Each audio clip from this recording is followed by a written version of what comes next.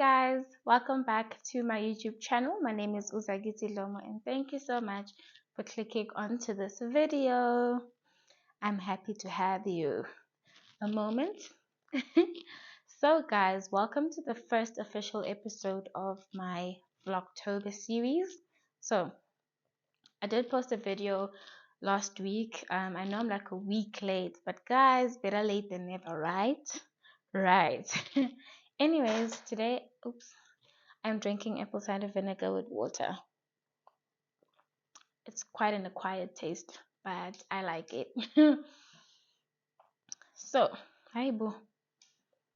Okay.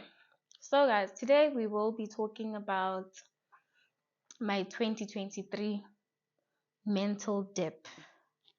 Hey guys, I like talking about mental health. I like talking about my experiences. So, before we get any further, comment down in the comment section. How has your 2023 been so far? How are you feeling about the rest of 2023 before we even continue? But yeah, actually, you know what?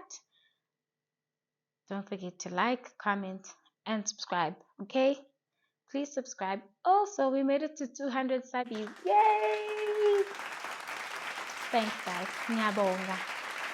Thank you. Anyways, I'm rambling. Let's get straight into the video. Guys, bese ngibeke my whole life story only to find that it wasn't recording. Anyways, so let me start all over again. So I moved into a new place around October last year. I don't know, and I thought it was a nice place. It was affordable, not really, but I had to find a place last minute. So I moved into the new place only to find that, guys, I was moving into the ghetto. If you follow me on TikTok, you'll know that I was always complaining about stuff. There were people attempted break-ins. There were like, you'd find random people knocking at your door that you don't know, and it just became very scary. And I was struggling to sleep now because I was really scared for my safety. I remember my brother was in matric, and guys, the Holy Spirit, I remember at night, on the matric results evening, around 10 o'clock, something said to me, go to your sister. So I live close to my sister. Something said, go to your sister's place. And I was like, but it's late. And I was like, let me just go so that we can buy the newspaper and check for his name. I drove. Guys, I kid you not, they were in the group. Around about an hour later, there was an attempted break-in in my block, and there were gunshots and other things involved. And I was so glad I wasn't there because and this was just one of many. So you can already imagine the psychological effect not sleeping has on you. So anyways, that was just one of the contributing factors of me going into a dark space. Right. So this was around January now, and my mental health is getting worse. Right. So what then happens is family things start happening, like people getting sick, and that really got to me. I get sharp. So I remember this one day at work, out of nowhere in a meeting, I started struggling to breathe. It was a panic attack or an anxiety attack, actually. I called a colleague of mine. She was also in a meeting, but bless her, she went to the bathroom with me, and I fell onto the ground, and I was shaking, and my heartbeat was like pa pa pa pa pa pa, and it was dizzy, guys. I was crying. It was dizzy. So HR comes in and they're like, go home, panic, and they were asking, what's wrong? Is it money? I'm like, I should have said yes. And I said no. Guys, I should have ngabeng ne-increment engaka. But no, ngoba mina angicabangi fast. But anyways, I remember I went home that day and I was just like, yo, is this the life I'm living? Is it really the life I'm living? Hey, ngaqhubeka ngayifake, guys, happiness. I fake happiness, and then things happened with my car. And losing my car also, or rather selling it, just put me in an even darker space. I loved my Rio, my Kia, guys. I loved that car. I loved that car.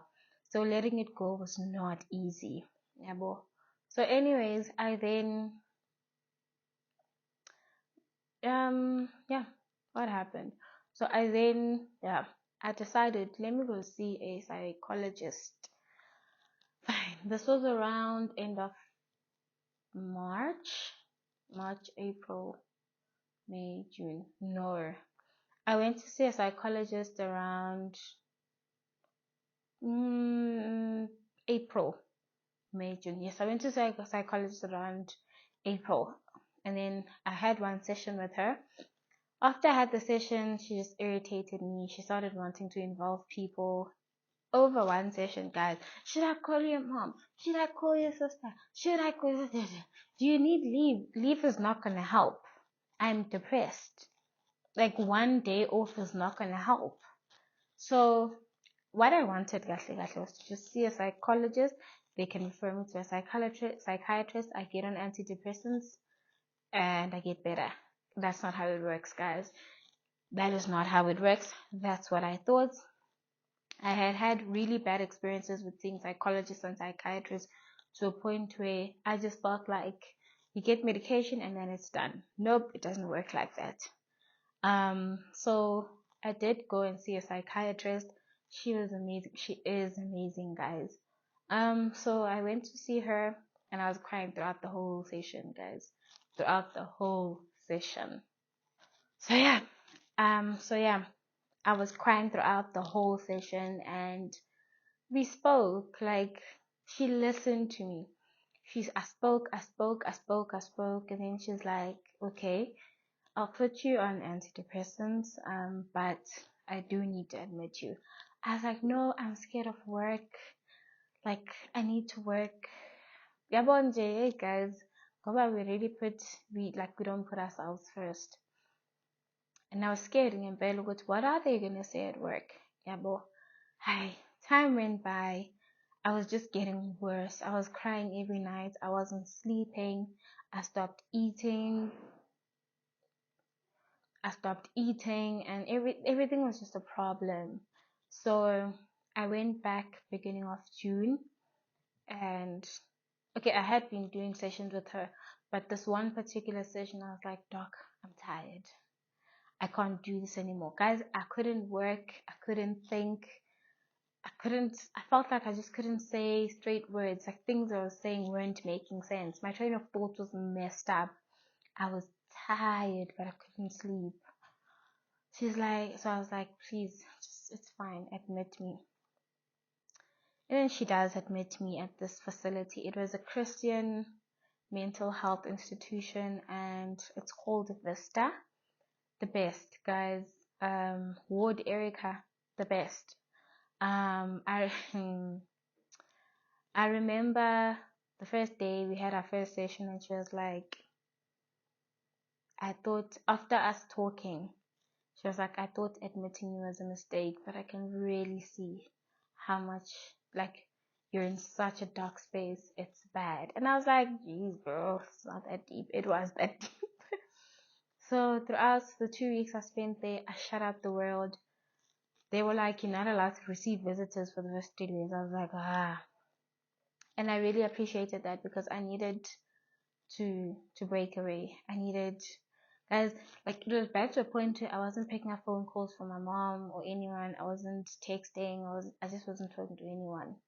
And when I got to Vista, I made a conscious decision to also be selfish about me and my time. And I basically just shut out. When I was at Vista, I literally shut out, and it was the best thing I've ever done for myself. And I started attending occupational therapy sessions. I started attending sessions with my psychiatrist, I got a new psychologist. She's also amazing. And she started breaking down walls. And I was like, girl, like, every time I would say it's not that deep, she would say it's that deep.